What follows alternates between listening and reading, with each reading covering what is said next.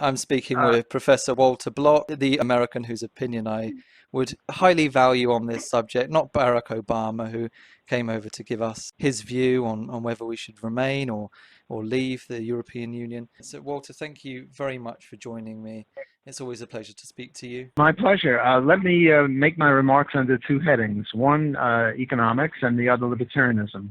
Yes. Under economics, sometimes it's easy to see if something is good or not if you extrapolate or if you aggrandize or if you make it a lot bigger. So the question is, should Britain stay in the EU or should Britain leave the EU? Would be, if we made that larger, we would say, well, should we have a one world government? Namely, should the EU amalgamate with everything else? In other words, sometimes to see something that's not as clear as it could be, what you do is you make it a lot bigger. So would the economy be better if we had one world government? And on that basis, it's pretty clear that it wouldn't be. Then you'd have one government and there'd be no place to run if things weren't good. Whereas right now, you have 200 countries, so if Venezuela screws up or North Korea screws up, you can leave and go somewhere else. Yeah. So from an economic point of view, disaggregation is better than aggregation. Yeah. And from a libertarian point of view, the ideal is to have 7 billion independent countries, namely one for each person. Right. And just as the U.S.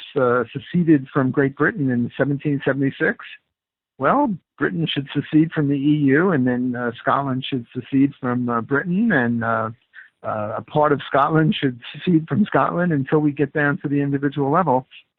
Because that's what freedom is all about, sovereignty. Right. We want everyone to be a sovereign. Yes. So now, with regard to this woman who gave, who you showed me her take on whether, I forget her name. Nairi you remember her name? Nairi Woods was her name. Yeah, and what she was saying is that if Britain left EU, then there wouldn't be that much trade.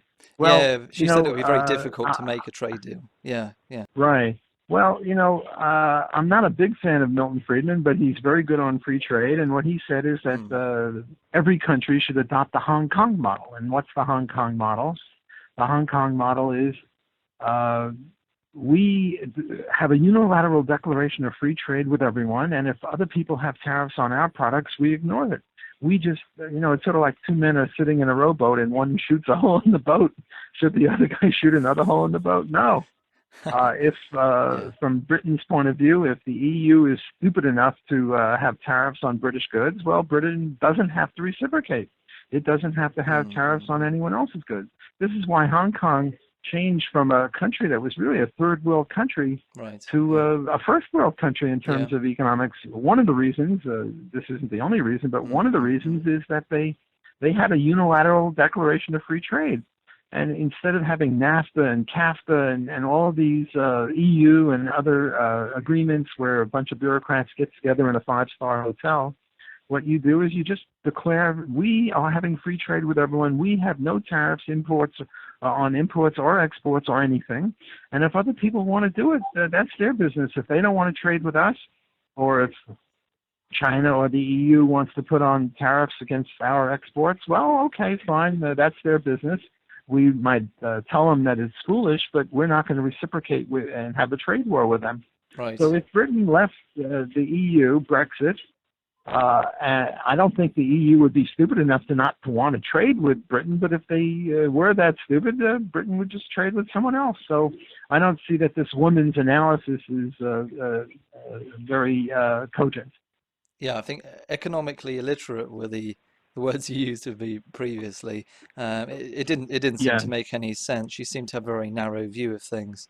But yeah. Right, economically illiterate, I think, is a good way to describe that. Yeah. All right, Walter, thank you. Any words you'd want to say to British people who are still uncertain about what to do? Just your brief final statement to them before they go and vote. Yes, the U.S. left Britain in 1776 and never looked back. Britain should leave the EU and we'll never look back and we'll be just fine. Take care, Rick. Thank you, Walter. Thank you so much for your time.